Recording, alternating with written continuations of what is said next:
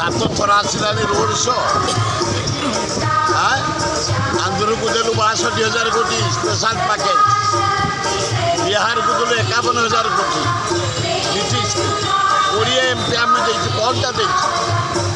କ'ଣ ଦେଇଛୁ? ଏଠି ତ ନାରୀ ହତ୍ୟା, ନାରୀ ଧର୍ଷଣ ନମ୍ବର 1 ଇଣ୍ଡିଆରେ।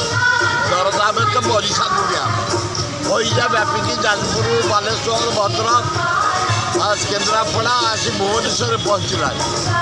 ଏ ତ ଅପାରକ ସରକାର ଡେଲି ମର୍ଡର, ଚୋରି, ଡକାଏ। କ'ଣ ପାଇଁ ତମେ ଆସି ରୋଡ୍ ଶୋ କରୁଛ?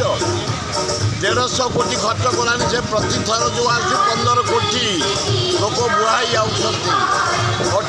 ଯୁଆଡ଼େ ଦେଖିବ ପଟାଉ, ଯୁଆଡ଼େ ଦେଖିବ ପୋଷ୍ଟର, ଯୁଆଡ଼େ ଦେଖିବ ପେଣ୍ଡାଲ, ଯୁଆଡ଼େ ଦେଖିବ କଳାକାର। ଆଜି ଓଡ଼ିଶାକୁ ବହୁତ ପ୍ରକାର ଯୋଜନାରେ ଇଏ ଦେବେ ରେଳ।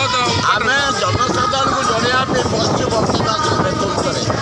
ଓଡ଼ିଶାର ଯେଉଁ ଅର୍ଥ କେମିତି ବିନିଯୋଗ କରାଯାଉଛି, ପାର୍ଟି ଜରିଆରେ ଦଳ ଲୋକଙ୍କ ପାଇଁ ବର୍ବାଦ କରାଯାଉଛି, ଅପାରକ ସରକାର ତାକୁ ଲୋକଲୋଚନକୁ ଆଣିବା ପାଇଁ ଆଜି ଭକ୍ତ ଦାସଙ୍କ